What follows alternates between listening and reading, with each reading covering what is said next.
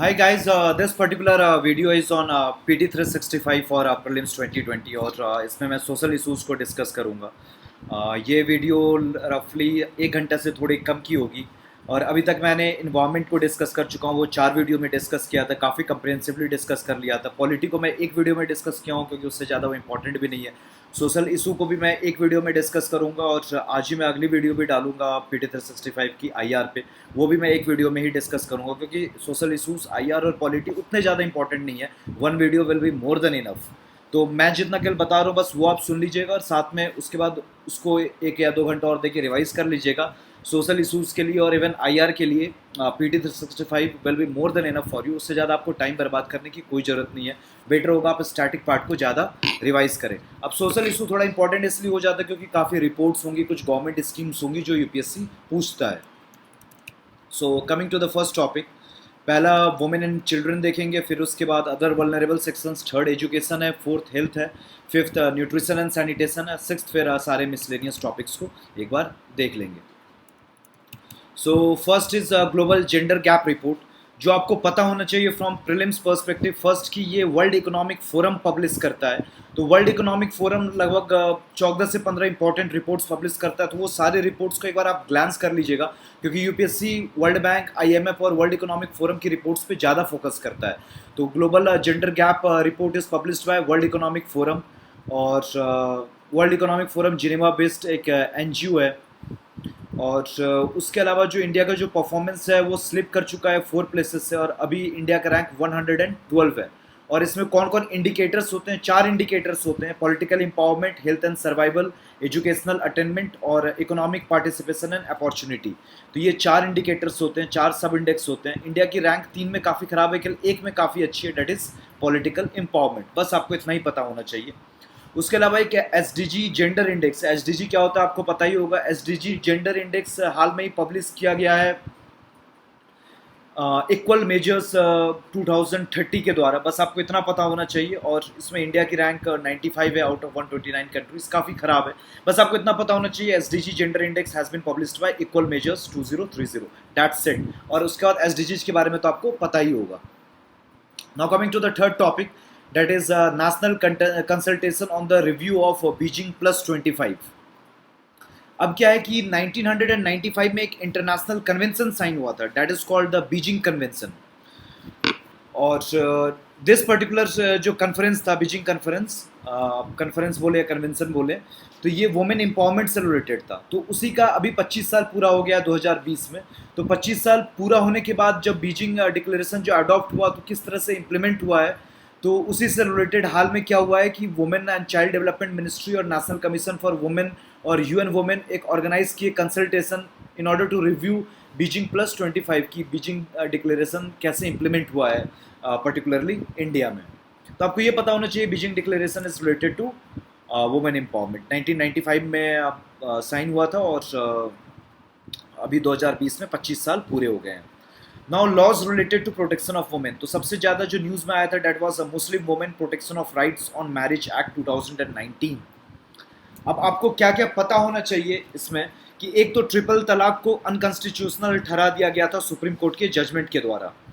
उसके बाद फिर भी गवर्नमेंट ऑफ इंडिया, मतलब गवर्नमेंट ऑफ इंडिया क्या, पार्लियामेंट एक लॉ लाने वाली थी, एक एक्ट पास करने वाली थी जिसमें ट्रिपल तलाक को डेफिनेटली बैन किया जाए और साथ में पनिशमेंट भी रहे। तो डेफिनेटली काफ़ी ज़्यादा क्रिटिसिज्म हो रहा था उस बिल का। फाइनली थोड़ा सा अमेंड करके उस बिल को पास किया गया है। अब क्या है कि ओरिजिनल बिल में क्या था कि वो नॉन कंपाउंडेबल था, कोई स्कोप ऑफ रिकॉन्सिलेशन नहीं था। लेकिन अब ये वाला जो एक्ट जो हाल में पास हुआ है उसमें the act also provides for scope for reconciliation without undergoing the process of निकाह हलाला। जैसे हस्बैंड और वाइफ के बीच में तलाक हो गया, ट्रिपल तलाक हो गया, तो अब पुराने वाले बिल में क्या था कि कोई रिकॉन्सिलेशन नहीं हो सकता है, अब उस हस्बैंड पे पनिशमेंट ही होगा। यहाँ पे रिकॉन्सिलेशन का एक मेजर रखा गया है, साथ में अलाउंस होगा ही होगा डेफिनेटली। और उसके बाद जो ओरिजिनल जो बिल जो था उसमें इसको इस ऑफेंस को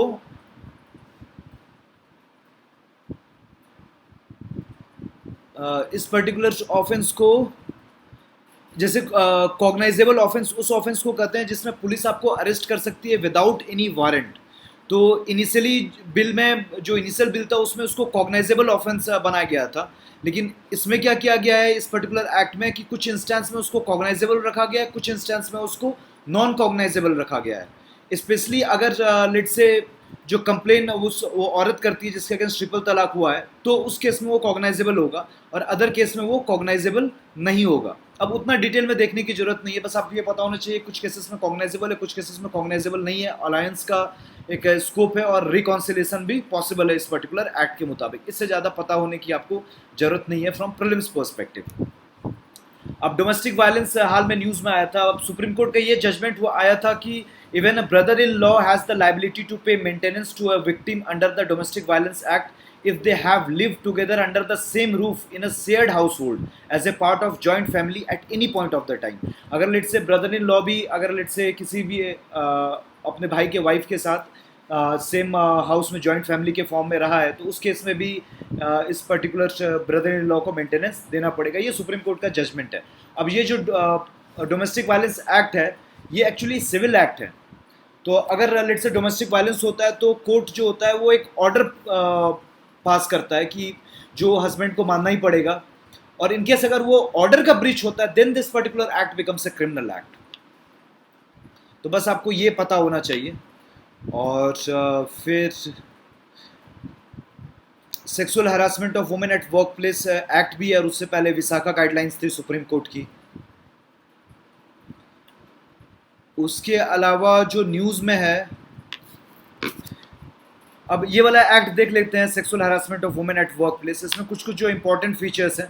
अगर लेट से sexual harassment of women at work place होता है तो उस केस में वुमेन कंप्लेन कर सकती है और हर ऑर्गेनाइजेशन में एक इंटरनल कंप्लेंट्स कमेटी होगी जहां वुमेन जाके कंप्लेन करेगी। और जो इनफॉर्मल ऑर्गेनाइजेशन है जैसे जो लेट से जो ऐसी कंपनी है जहाँ पे 10 से कम लोग काम करते हैं, जो अनऑर्गेनाइज सेक्टर में वर्कर्स हैं या कंपनीज हैं, तो उनके लिए लोकल कंप्लेंट्स कमेटी होती है एट द डिस्ट्रिक्ट लेवल जहाँ पे डिस्ट्रिक्ट मैजिस्ट्रेट हेड होता है, तो वहाँ पे जाके वुमेन कंप्लेन कर सकती हैं। उसके अलावा जो पनिशमेंट दिया जाएगा उस पर्टिकुलर हैरेसर को वो according to the service rules of the organisation दिया जाएगा। उसके बाद ये पैरामिलिट्री फोर्सेस पे नहीं लगता, ये आपको पता होना चाहिए। और साथ में हाल में गवर्नमेंट एक सी बॉक्स लाई थी SHEBOX, दैट इज सेक्सुअल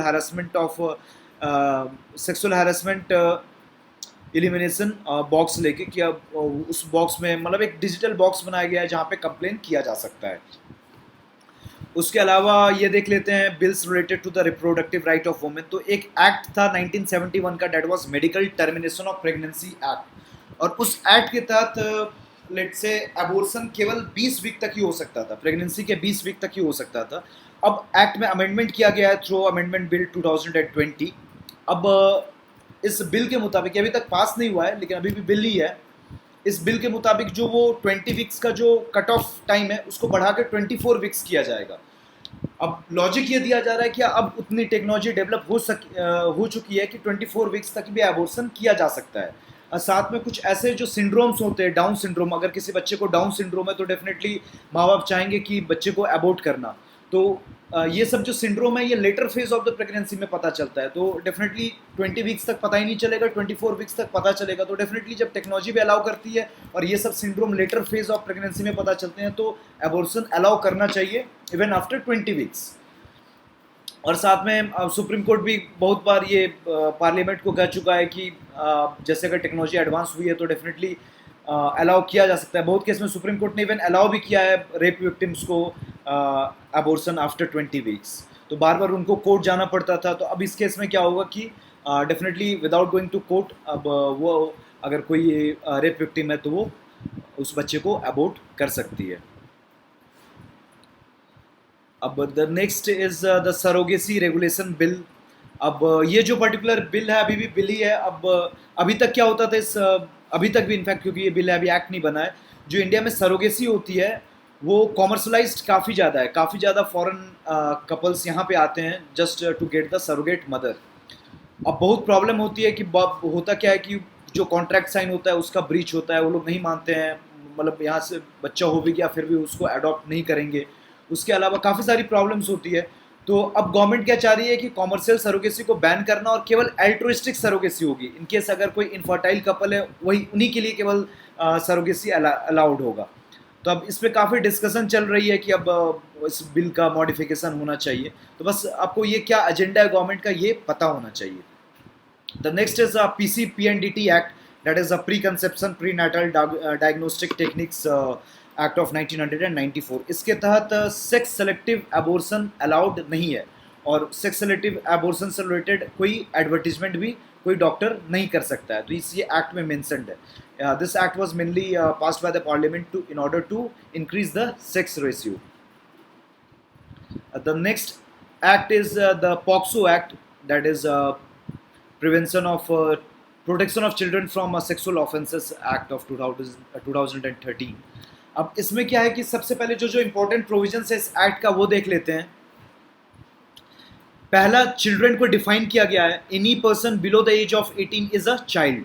उसके अलावा बहुत different forms of sexual abuse को भी डिफाइन किया गया है, पोर्नोग्राफी भी यहाँ पे इंक्लूडेड है। ये जेंडर न्यूट्रल लॉ है कि सेक्सुअल ऑफेंस, जैसे इंडिया में रेप क्या है कि वो जेंडर न्यूट्रल नहीं है, मैक्सिमम ऑफ द केसेस में केवल मेल ही फीमेल का रेप कर सकता है। लेकिन पॉक्सो में क्या है कि सेक्सुअल ऑफेंस मेल के अगेंस्ट भी हो सकता है, फीमेल के अगेंस्ट भी हो सकता है। तो ये एक जेंडर न्यूट्रल लॉ है और बहुत सारे ऐसा प्रोविजंस हैं जिसमें चाइल्ड फ्रेंडली प्रोसीजर्स के बारे में यहाँ पे मेंशन है कि लेट्स अगर ट्रायल हो रहा है या इन्वेस्टिगेशन हो रहा है तो वो भी चाइल्ड फ्रेंडली होना चाहिए और स्पेशल कोर्ट्स वगैरह की भी यहाँ पे बात की गई है इस पर्टिकुलर एक्ट में। और उसके अलावा एडॉप्शन से रिलेटेड बस आपको ये पता होना चाहिए, एक बॉडी है that is central adoption resource authority जो देखती है इंडिया में एडॉप्शन को, और इनका एक पोर्टल है केयरिंग्स करके, तो वो आपको पता होना चाहिए। और ये एक स्टैट्यूटरी बॉडी है that has been formed under juvenile justice act of 2013 और उसके रूल्स आए थे 2016 में। दैट्स इट, बस इतना ही आपको पता होना चाहिए। अब एक हेग एडॉप्शन कन्वेंशन है, बस आपको पता होना चाहिए कि हेग कन्वेंशन एडॉप्शन से रिलेटेड है। डिटेल में यूपीएससी को कोई इंटरेस्ट नहीं होगा, बस एक फैक्चुअल वन लाइनर सवाल पूछ सकती है, उससे ज़्यादा नहीं पूछ सकती है।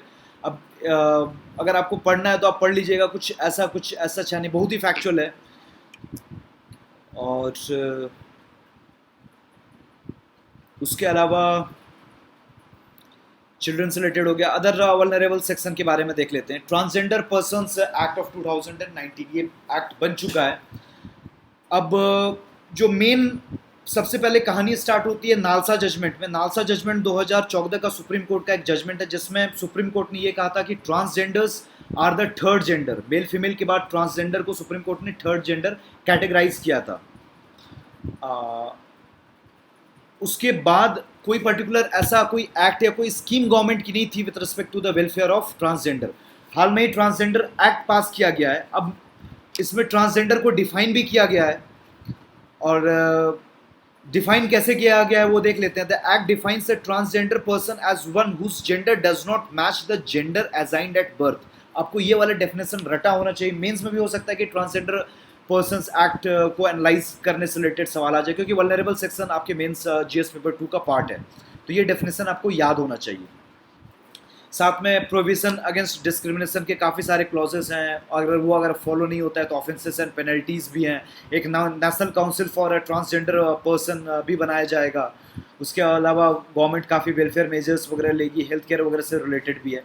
क्या क्या इशूज़ है या क्रिटिसिज्म है इस पर्टिकुलर एक्ट का वो देख लेते हैं कि कोई भी बंदा ट्रांसजेंडर है कि नहीं है ये सर्टिफिकेशन एक डिस्ट्रिक्ट मैजिस्ट्रेट देगा। अब इन लोगों का कहना है कि ट्रांसजेंडर है कि नहीं, आप किस जेंडर से एसोसिएटेड है, आप मेल है कि फीमेल है, ये डिस्ट्रिक्ट मैजिस्ट्रेट नहीं बताता है, तो ट्रांसजेंडर डिस्ट्रिक्ट मैजिस्ट्रेट क्यों बताएगा। और दूसरा है कि इंडिया में अगर रेप अगर होता है तो पनिशमेंट लगभग 7 साल या उससे ज़्यादा ही है। किसी भी अगर ट्रांसजेंडर का सेक्सुअल एक्सप्लॉयटेशन होता है तो उसके लिए मैक्सिमम सज़ा जो है वो 2 साल की है। तो यहाँ पे भी इनइक्वलिटी है। और उसके अलावा भी इनका कहना है कि कोई रिजर्वेशन नहीं दिया गया है। और साथ में मैक्सिमम ऑफ द ट्रांसजेंडर जो एम्प्लॉयड होते हैं, एम्प्लॉयड क्या मतलब जो वर्क करते हैं, दे बेगरी मेजर फॉर्म है उनका एक अर्निंग का। तो बहुत स्टेट्स में जैसे बॉम्बे का एक एक्ट है, मतलब महाराष्ट्र का एक एक्ट है, बॉम्बे बेगरी प्रोहिबिशन एक्ट करके, जहाँ पे बेगरी को भी एक क्राइम घोषित किया गया है। तो ये लोग वो सभी इशू भी रेज कर रहे थे कि बेगरी को एज क्राइम के नज़र से नहीं देखना चाहिए। तो डेफिनेटली ये सब क्रिटिसिज्म था इस पर्टिकुलर एक्ट का। Now the next is the rights of persons with disability act of 2016। 2% population disabled है। 1995 का एक ओरिजिनल एक्ट था, उसके बाद 2016 में इस एक्ट को अमेंड किया गया था। क्या क्या चेंजेस लाए गए थे वो मैं बता देता हूँ कि the types of disabilities have been increase from 7 to 21। उसके अलावा रिजर्वेशन लेने के लिए मिनिमम बेंचमार्क डिसेबिलिटी होनी चाहिए 40%, वो इस एक्ट में मेंशन किया गया है। उसके अलावा जो रिजर्वेशन है वो 3% से बढ़ा के 4% किया गया था सर्टेन बेंचमार्क डिसेबिलिटी के लिए। उसके अलावा जो RTI एक्ट है वो 14 ईयर्स तक लगता है, 6 to 14 ईयर्स, लेकिन डिसेबल्ड के लिए वो 6 to 18 ईयर्स तक के लिए लगता है। उसके अलावा अगर कुछ काफ़ी राइट्स वगैरह दी गई है, काफ़ी फंड्स वगैरह के बारे में बात किया गया है। उसके अलावा स्पेशल कोर्ट्स की भी बात की गई है, अगर कुछ वायलेशन होता है या फिर डिस्क्रिमिनेशन होता है डिसेबल्ड लोगों के अगेंस्ट, तो पनिशमेंट का भी प्रोविजन इस पर्टिकुलर एक्ट में। एक UN कन्वेंशन है on the rights of persons with disability.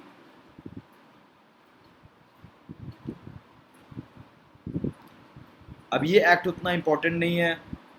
Manual scavenging से रिलेटेड न्यूज़ इसलिए आए थे क्योंकि सोशल जस्टिस एम्पावरमेंट जो मिनिस्ट्री है उन्होंने कहा था कि 282 people have died while cleaning septic tanks in the country between 2016 and November 2019।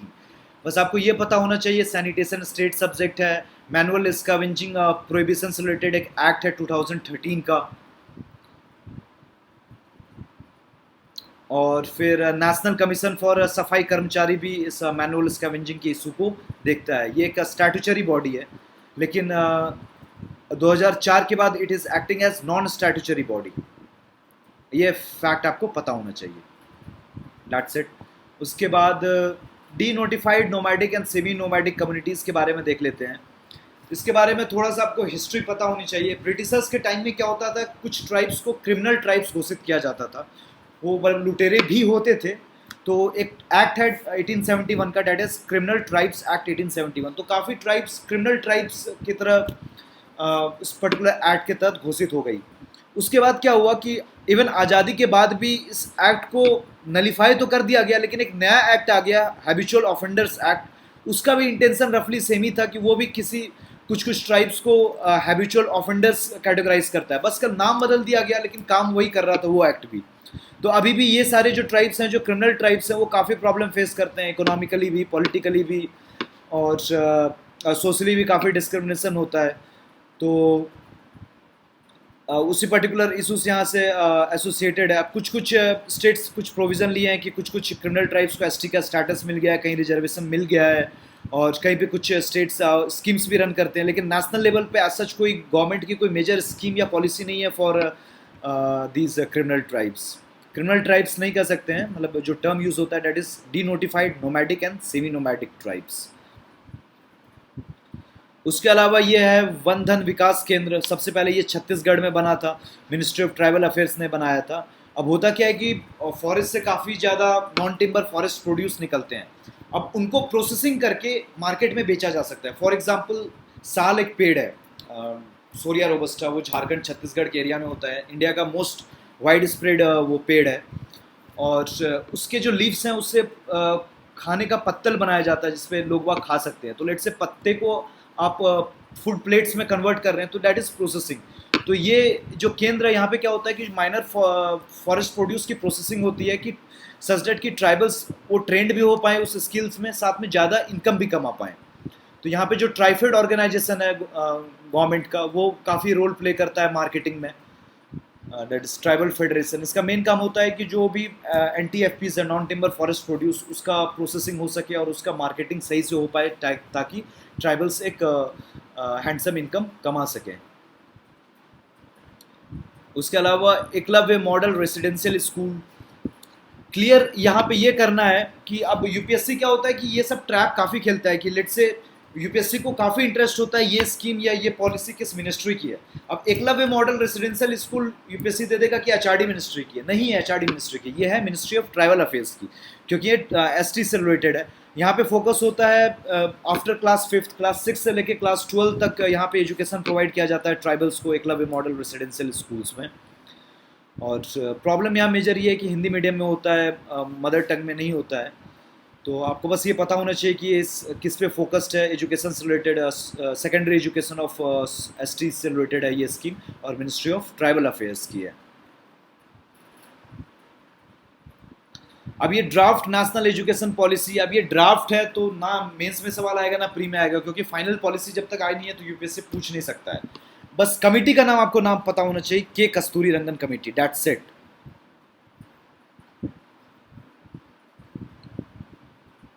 अब अगर आप मेंस की तैयारी कर रहे हैं और ऐसे वगैरह देख रहे हैं तो डेफिनेटली ये हेल्पफुल हो सकता है कि यहाँ से कुछ कुछ इंपॉर्टेंट एस्पेक्ट आप उठा के अपने ऐसे में डाल सकते हैं। तो डेफिनेटली अगर वो प्रिपेयर कर रहे हैं तो मेंस के टाइम पे देख लीजिएगा। उसके अलावा that is school education quality index. अब क्या है, नीति आयोग काफ़ी इंडिसेस प्रोड्यूस करता है जिसमें वो काफ़ी स्टेट्स को, यूनियन टेरिटरीज को रैंक करता है, and this leads to competitive federalism, spirit of competition among the states. तो हाल में सेकंड एडिशन निकला है स्कूल एजुकेशन क्वालिटी इंडेक्स का, ये नीति आयोग पब्लिश करता है। कुछ अदर इंडिसेस हैं जैसे हेल्थ से रिलेटेड भी नीति आयोग पब्लिश करता है, that is healthy India, progressive India index. तो बस आपको ये पता होना चाहिए। पीसा टेस्ट, जैसे आप प्रथम सर्वे हर साल पढ़ते होंगे, जनवरी के मंथ में आता है कि इतने बच्चे स्कूल के या फिर इतने बच्चे क्लास 4 के सब्ट्रैक्शन नहीं कर सकते हैं, डिवीजन नहीं कर सकते हैं। तो उसी तरह लेट से ये भी एक टेस्ट है, पीसा टेस्ट, ये भी एजुकेशनल आउटकम से रिलेटेड एक टेस्ट है। और इंडिया कुछ टाइम तक इस टेस्ट से बाहर रहा था, अब इंडिया भी अलाउ करेगा पीसा टेस्ट इंडिया में भी हो। ये OECD से रिलेटेड है, organisation for economic cooperation and development.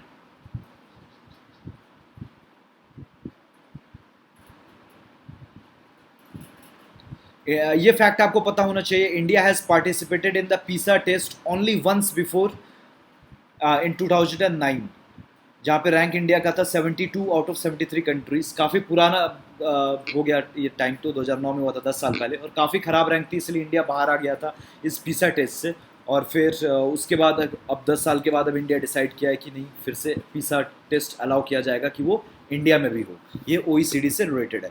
अब ये असर रिपोर्ट है, annual status of education report, ये प्रथम पब्लिश करता है। अब आपको इन दो के बीच में डिफरेंस पता होना चाहिए, असर सर्वे और NAS सर्वे के बीच में। एक नेशनल अचीवमेंट सर्वे होता है, नेशनल अचीवमेंट सर्वे होता है NCERT के द्वारा, और असर सर्वे होता है प्रथम के द्वारा। NCERT गवर्नमेंट ऑर्गेनाइजेशन है, प्रथम एक NGO है। असर सर्वे जो प्रथम के द्वारा होता है ये हाउस होल्ड सर्वे है, लेकिन NCERT के द्वारा जो सर्वे होता है वो स्कूल बेस्ड सर्वे होता है। यहाँ पे क्या होता है, जो NCERT कंडक्ट करता है वो पेन पेपर टेस्ट कंडक्ट करता है, यहाँ पे ये ऑरल टेस्ट कंडक्ट करता है प्रथम। और प्रथम जो कंडक्ट करता है वो स्कूल वाले चिल्ड्रन और आउट ऑफ स्कूल चिल्ड्रन दोनों को करता है, लेकिन NAS सर्वे NCERT का केवल स्कूल चिल्ड्रन को ही कंसिडर करता है। उसके अलावा प्रथम सर्वे केवल रूरल एरियाज में होता है, NAS सर्वे दोनों रूरल एरियाज, अर्बन एरियाज दोनों में ही होता है। तो ये डिफरेंस है, बस ये आपको फैक्चुअली पता होना चाहिए। और ये पता होना चाहिए कि हाँ, प्रथम सर्वे प्रथम जो है वो असर सर्वे कंडक्ट करता है, और NCERT NAS survey, that is national achievement survey को कंडक्ट करता है। All India survey on higher education कुछ काम का नहीं है, बस आपको पता होना चाहिए कि हायर एजुकेशन में इंडिया का ग्रॉस एनरोलमेंट रेशियो जो है वो बढ़ के अब 26.3% हो चुका है। ये इक्विप स्कीम है HRD मिनिस्ट्री की, नीट स्कीम है, ये भी HRD मिनिस्ट्री की। बस आपको एक बार ऊपर का एक ये पढ़ लेना है कि ये किससे रिलेटेड है। इक्विप रिलेटेड है to improve the quality and accessibility of higher education, higher education के क्वालिटी से रिलेटेड है इक्विप। और नीट जो है, recently ministry of HRD has announced a new scheme NEAT. और ये जो स्कीम है क्या है कि पब्लिक प्राइवेट पार्टनरशिप को डेवलप करना है in order to harness technology for better learning outcomes in higher education. ये भी हायर एजुकेशन से रिलेटेड है, लेकिन it focuses on public private partnership. उसके अलावा प्राइम मिनिस्टर अवार्ड वगैरह कुछ इंपॉर्टेंट नहीं है, कुछ भी काम का नहीं है। इंस्टीट्यूट ऑफ एमिनेंस देख लेते हैं। अब क्या है कि अगर आप कोई सी भी रैंकिंग देखोगे, QS रैंकिंग हो गया या टाइम्स हायर एजुकेशन की रैंकिंग आप देखोगे, तो उसमें इंडिया के काफ़ी कम इंस्टीट्यूट वर्ल्ड के टॉप 200 में आते हैं। टॉप 100 में तो कुछ टाइम तक कोई भी नहीं आता था। तो इंडिया का जो इंस्टीट्यूट्स हैं उनकी रैंकिंग को इम्प्रूव करने के लिए स्कीम लाई गई थी, इंस्टीट्यूट ऑफ एमिनेंस स्कीम। तो अभी तक अब कुछ इंस्टीट्यूट को दिया गया था और हाल में 14 और इंस्टीट्यूट को ये इंस्टीट्यूट ऑफ एमिनेंस टैग दिया गया है। अब जिस भी इंस्टीट्यूट को मिलेगा, गवर्नमेंट का फोकस क्या है कि उस इंस्टीट्यूट को वर्ल्ड के टॉप 100 या फिर वर्ल्ड के टॉप 500 में लाना है। जो टारगेट है कि वर्ल्ड के टॉप 500 में लाना है। और यहाँ पे फंड्स भी मिलेंगे, assistance up to 1000 crore over a period of 5 years। बस ये है स्टडी इन इंडिया, ये पर्टिकुलर फोकस जो स्कीम है एचआरडी मिनिस्ट्री की है। अब होता क्या है कि बाहर के स्टूडेंट्स में इंडिया में आके पढ़ते हैं, तो ये स्कीम फोकस करती है कि सच दैट बाहर के स्टूडेंट्स ज़्यादा इंसेंटिवाइज्ड हों इंडियन इंस्टीट्यूट और इंडियन यूनिवर्सिटीज़ में आके पढ़ने के लिए। मेनली एशियन और अफ्रीकन कंट्रीज़ के ये लोग यहाँ पे इंडियन इंस्टीट्यूट में आके पढ़ते हैं। तो हाल में ही बजट में क्या था, एक एग्ज़ाम कंडक्ट किया जाएगा, इंडोसैट एग्ज़ाम। और इस इंडोसैट एग्ज़ाम के तहत फिर स्टूडेंट को सेलेक्ट किया जाएगा जो कि पढ़ सकते हैं स्टडी इन इंडिया स्कीम के तहत।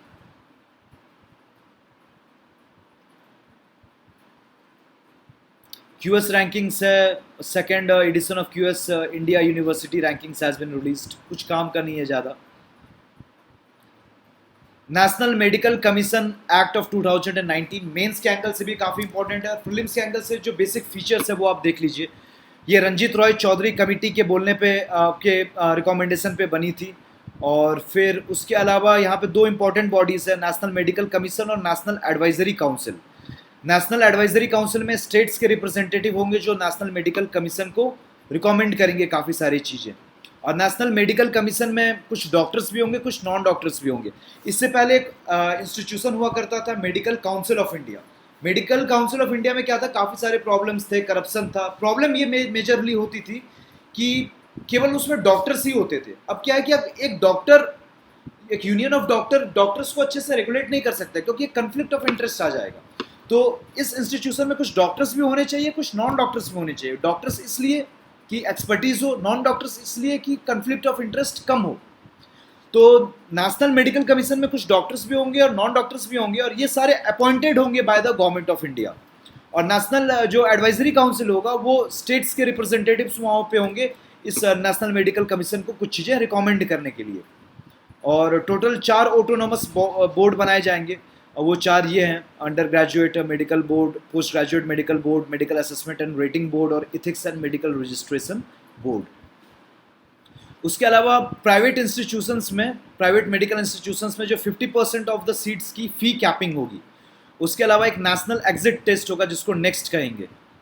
और इससे पहले जब जो बिल था तो उसमें एक ये भी प्रोविज़न था कि जो आयुष डॉक्टर्स हैं उनको एक ब्रिज कोर्स करा के एक रेगुलर डॉक्टर की तरह फंक्शन कराया जा सकता है, लेकिन वो प्रोविज़न को ड्रॉप कर दिया गया ओवर क्वालिटी स्टैंडर्ड्स। उसके अलावा फिर ये पर्टिकुलर बिल वगैरह कोई इंपॉर्टेंस का नहीं है। मेंटल हेल्थ केयर भी कुछ ऐसा नहीं है कि यहाँ पे कुछ ज़्यादा ही न्यूज़ में था या देखने वाली बात है। एक मेंटल हेल्थ केयर एक्ट है 2017 का, वो आपको पता होना चाहिए। मैटरनल मोर्टेलिटी डिक्लाइन हो गई है, बस ये न्यूज़ में था, ठीक है। हेल्दी स्टेट्स प्रोग्रेसिव इंडिया, ये नीति आयोग की रिपोर्ट है। यहाँ पे भी वो स्टेट्स को रैंक करता है on the health parameters.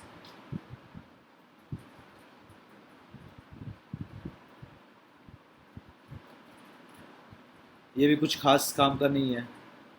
National health policy है 2017 को, आपको पता होना चाहिए। आयुष्मान भारत स्कीम को आप थोड़ा गूगल कर लीजिएगा, एक बार रिवाइज कर लीजिएगा, मे भी यूपीएससी पूछ सकता है क्योंकि काफ़ी इंपॉर्टेंट स्कीम है। ग्लोबल हंगर इंडेक्स जो है, ये देख लेते हैं कि इसमें कौन कौन इंडिकेटर्स होते हैं, कौन पब्लिश करता है और इंडिया की रैंक क्या है। तो ये पब्लिश करता है वेल्थ थंगर हेल्फे, 2000 से पब्लिश करता है। और इंडिया की जो यहाँ पे रैंक है ये 102nd रैंक है मोस्ट प्रोबेबली। चेक कर ही लेता हूँ यहाँ पे।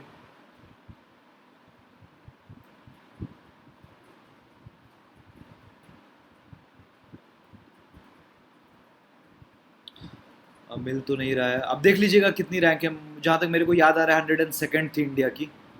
और यहाँ जो इंडिकेटर्स हैं टोटल 3 हैं।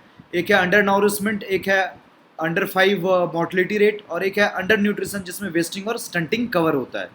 वेस्टिंग और स्टंटिंग की आपको डेफिनेशन पता होना चाहिए। एक होता है अंडर नॉरिशमेंट, या अंडरवेट, अंडरवेट होता है कि low height, sorry low weight with respect to age. फिर एक होता है स्टंटिंग, स्टंटिंग होता है low height with respect to age. और फिर एक होता है wasting, wasting is low weight with respect to height.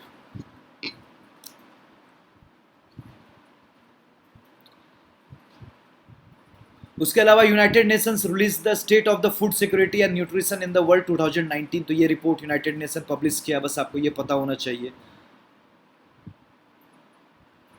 और feed our future campaign united nations world food programme से रिलेटेड है, बस आपको ये पता होना चाहिए। ईट राइट इंडिया कैंपेन, ये जो स्टार्ट किया गया है, ये हेल्थ मिनिस्टर के द्वारा स्टार्ट किया गया है। फसाई का इसमें काफ़ी ज़्यादा रोल था यहाँ पे। ये campaign in order to promote knowledge about good food और क्या खाना चाहिए क्या नहीं खाना चाहिए। जैसे सॉल्ट का, शुगर का कट डाउन होना चाहिए, जितना कम खाएं उतना बेटर है, ऑयल्स जितना कम खाएं उतना बेटर है। तो कुछ अवेयरनेस बढ़ाना with respect to healthy food and healthy nutrition, ये मेजर फोकस था इस कैंपेन का। स्वच्छ सर्वेक्षण लीग 2020, अब ये रिलेटेड है ministry of housing and urban affairs से रिलेटेड है। इतना तो पता होगा, स्वच्छ भारत मिशन से रिलेटेड वेरियस स्टेट्स को यहाँ पे रैंकिंग वगैरह दी जाती है, कौन सा सबसे साफ़ सुथरा स्टेट है, शहर है, कौन सबसे साफ़ सुथरा गांव है, यही सब काम होता है स्वच्छ सर्वेक्षण लीग का। तो यहाँ पे ये जो लीग है ये बस ministry of housing and urban affairs से रिलेटेड है, बस आपको ये पता होना चाहिए क्योंकि मिनिस्ट्री पे फोकस होता है यूपीएससी का। उसके अलावा ह्यूमन डेवलपमेंट रिपोर्ट पब्लिश की गई थी। अब ये पब्लिश कौन करता है ये आपको पता होना चाहिए। यूनाइटेड नेशंस डेवलपमेंट प्रोग्राम इसको पब्लिश करता है।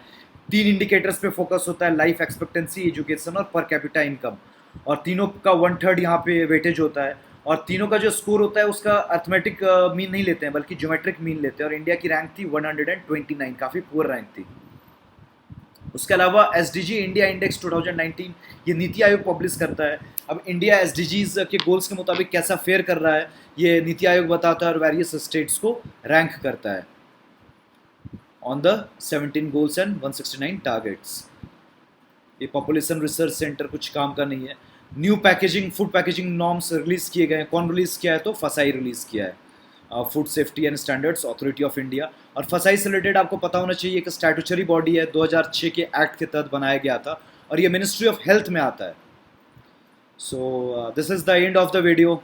Thank you for watching. और इसके बाद में आईआर की वीडियो आज ही मैं यूट्यूब पे अपलोड कर दूंगा। So definitely this is the end of the video.